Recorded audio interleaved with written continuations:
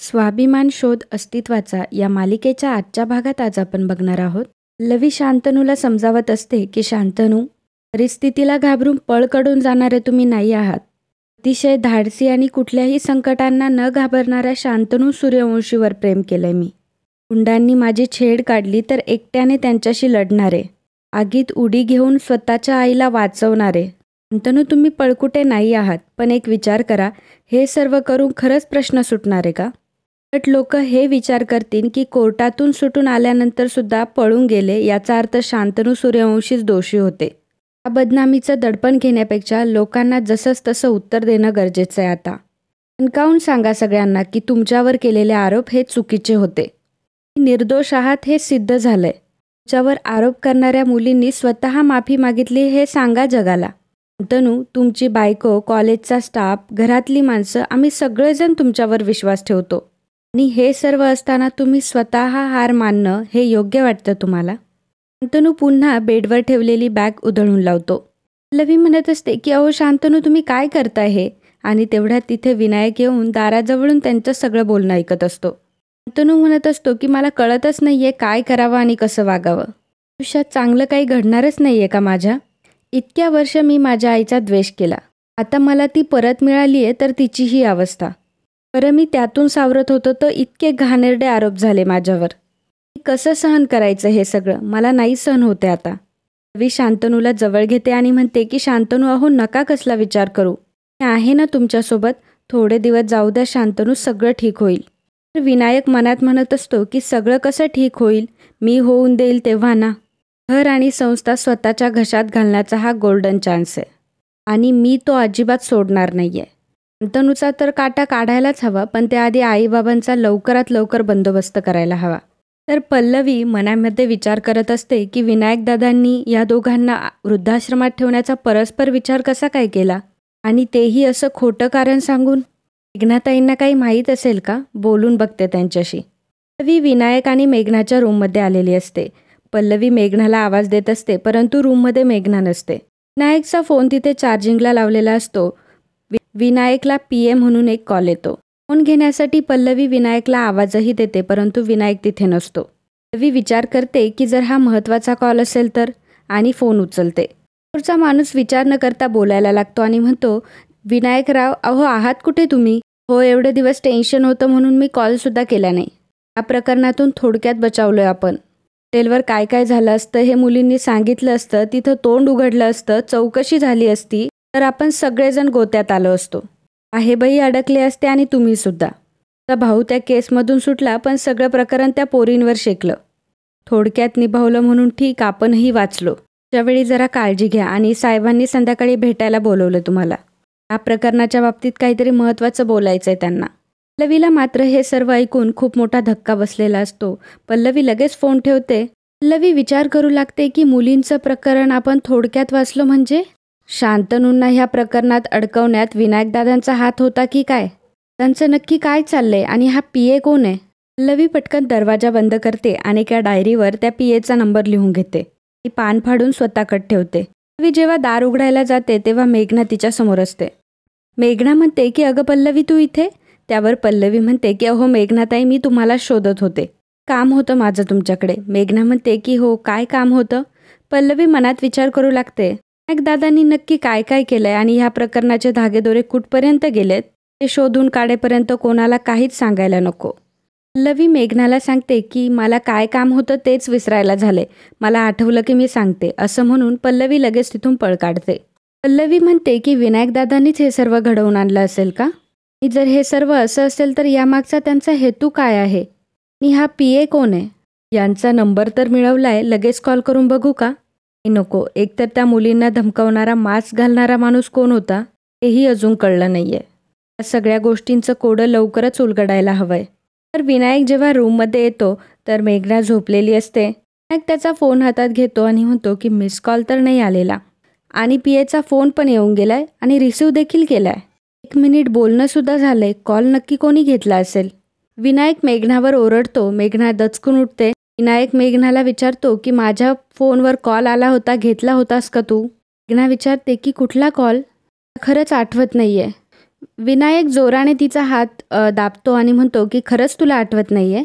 मेघना म्हणते की अहो कामाचं असेल म्हणून घेतलं असेल कदाचित, पण मला खरंच नाही आठवत आहे. विनायक तिच्यावर ओरडतो आणि म्हणतो की तुला एकदा सांगून कळत नाही का माझ्या फोनला हात नाही लावायचा ते? तुझ्याशी बोलण्यात तर काही अर्थच नाही आहे. असं म्हणून विनायक मेघनाला जोराचं लोटून देतो.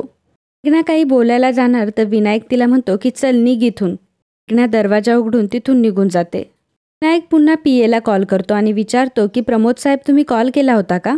ते सांगतात की हो केला होता मी, पण मीच बोलत होतो. समोरून तुमचा काही आवाजच येत नव्हता आणि मग अचानक कट केला तुम्ही फोन. विनायक म्हणतो की प्रमोद साहेब मी फोन रिसीव केला नव्हता तर बायकोने केला होता. तुम्ही काही महत्त्वाचं सांगितलं होतं का? सांगतो की संशयास्पद तर काही बोललो नाही आहे मी. तर साहेबांचा निरोप होता तुमच्यासाठी, त्यांनी तुम्हाला भेटायला बोलवलं आहे. विनायक विचारतो की काही अर्जंट काम? त्यावर पीए सांगतो की अर्जंट आणि महत्त्वाचं काम असल्याशिवाय साहेब कधी बोलावतील का? असं करा, साहेबांना भेटायच्या आधी मलाच भेटा, आत्ताच भेटू. म्हणतो की प्रमोद साहेब घरातील कामं आटोपतो आणि लगेच निघतो. आपल्या नेहमीच्या जागेवर भेटूयात.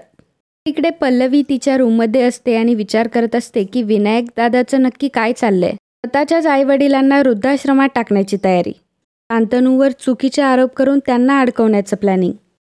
पण हे जर खरं असेल तर हे सगळं खूप भयंकर आहे. मला या प्रकरणाच्या मुळाशी आता जावंच लागेल. तर शांतनू तिथे येतो. पल्लवी विचारते की शांतनू काय झालं, तुम्ही ठीक आहात ना? शांतनू म्हणतो की काय करावं काहीच कळत नाही, निगेटिव्ह वाटतंय. पल्लवी म्हणते की तुम्हाला एक सुचवू का, तुम्ही आईंना भेटून या. शांतनू सांगतो की ऑलरेडी भेटून आलोय मगाशीच. शांतनू न्यूजपेपर हातात घेतो तर न्यूजपेपरवर शांतनूची न्यूजही छापून आलेली असते.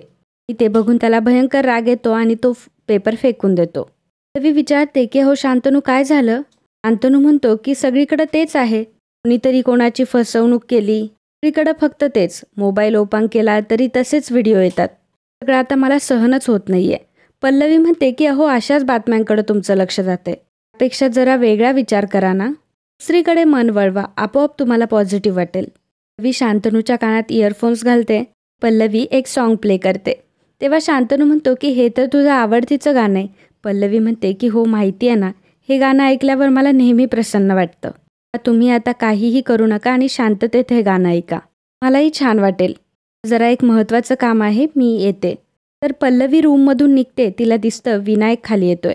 पल्लवी लगेच लपून बसते. तेव्हा विनायक म्हणत असतो की हा मी घरातून येतोय, लगेच निघतोय, मी लगेच पोहोचतोय मी. पल्लवी मनात विचार करते विनायक दादा एवढ्या घाई गडबडीत कुठं निघाले आता? सगळं शोधून काढायचं असेल तर आत्ता यांच्या मागे जायला हवं. पल्लवी लगेच विनायकच्या मागोमाग निघते. विनायक गाडी घेऊन निघालेला असतो तर पल्लवी ऑटोने त्याचा पाठलाग करत असते. इकडे मोठी आई मेघनाला विचारते की पल्लवी कुठे आहे ग? तर मेघना सांगते की ती आत्ताच बाहेर गेली आहे. मोठी आई विचारते की का ग, कशासाठी?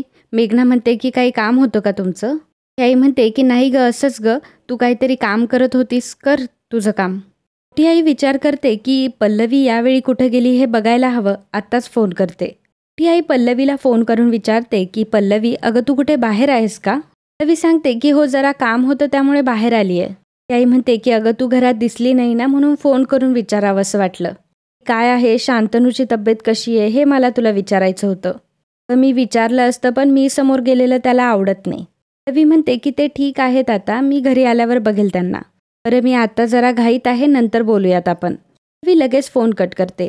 मोठी आई मनात विचार करते की ही एवढ्या घाईने घराच्या बाहेर गेली आहे, ही पटकन कट केला म्हणजे नक्कीच कुठंतरी पाणी मुरतंय.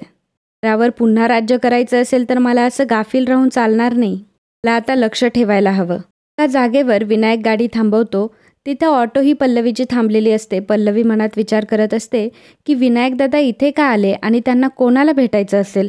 एकतर गाडीतून उतरतही नाहीत ते. त्यातच पीए येऊन विनायकच्या गाडीत बसतो. पल्लवी विचार करते की आता हा माणूस कोण आहे? अच्छा, यांना भेटायचं होतं तर, पण इथून तर नक्की काहीच कळणार नाही. त्या कारच्या जवळ जावं लागेल म्हणजे मला नेमका अंदाज येईल. विनायक पीएला विचारत असतो की पीए साहेब तुम्हालाच भेटायचं होतं, साहेबांनी काय असं अर्जंट काम काढलं? ते आहेत साहेब. तेव्हा पीए सांगतो की आता शांत आहेत पण पुढं काही सांगता येत नाही. विनायक विचारतो की काय हो, काय झालं? ते विचारतो की अहो पुढे काय ठरवलंय तुम्ही? सुट्टी जर लागली तर मुलींचं पुढे काय करणार आहात तुम्ही? पल्लवी हे सर्व गाडीच्या आडोशाला राहून ऐकत असते. हॉस्टेलच्या मुलीच तुम्ही हेरून ठेवल्या होत्या ना, आता ह्याच जर गावाला गेल्या तर तुम्ही कोणाला पाठवणार साहेबांकडे? आणि आपण साहेबांना मुली पाठवल्या नाही तर साहेबांकडून आपल्याला पैसे कसे मिळणार? विनायक म्हणतो की प्रमोद साहेब अहो बघा ना, आत्ताच कुठे ही केस मिटली आहे. थोडा श्वास तर घेऊ द्यात. शांतनूला अडकवण्याचं फुलफिल प्लॅनिंग केलं होतं मी. त्याला शिक्षा झाली असती, चांगला जेलमध्ये सडला असता. त्याला तर अगदी मोकळं रान होतं, पण नेमका तो सुटला. ऐकून पल्लवीला खूप मोठा धक्का बसतो. आणि मित्रांनो, आजचा हा भाग इथेच संपतो. पुढील भागात आपल्याला पाहायला मिळणार आहे पल्लवी आदिती मॅम जवळ बसून रडत असते. पल्लवी म्हणत असते की आई अहो हे सत्यच सहन होत नाही हो मला. त्यात बिनधास्त वावरणारा हा माणूस इतका विकृत आणि नीच असेल असं स्वप्नात देखील मला कधी वाटलं नव्हतं. तुमच्या बाबतीत सुद्धा अतिशय काळजी असल्यासारखं वागत होता. पल्लवीला इंजेक्शनबद्दल कळतं. मी डॉक्टरांकडे इंजेक्शन घेऊन जाते. मी डॉक्टरांना म्हणते की ह्या इंजेक्शनबद्दल मला जरा डाऊट वाटत होता, तुम्ही एकदा जरा चेक करून बघता का? डॉक्टर म्हणतात की तुम्ही तुमच्या सासूबाईंना हे इंजेक्शन देत होतात? मी म्हणते की हो. त्यावर डॉक्टर सांगतात की एक प्रकारचं सौम्य विष आहे हे. ऐकून पल्लवीला पुन्हा मोठा धक्का. तर मित्रांनो, अजय वागचौरे, अपर्णा मायेकर, अजय वागचौरे, समृद्धी पोळ, महेंद्र मांजरेकर, वर्षा काटे, प्रिया सिंह, मुकुंद कुलकर्णी, दत्ता काळे, अंकिता जानोरकर, RJ वॉरियर, मुकुंद कुलकर्णी, रेश्मा पवार, संजय कालोडे, अनिल लाड, दत्ता दिघे, रेश्मा भगत, युवराज भावेश, संजीवनी कोलागे, चंद्रशेखर भातवाडेकर, आनंद केसवानी या सर्वांनी व्हिडिओला कमेंट करून खूप छान प्रतिसाद दिल्याबद्दल धन्यवाद.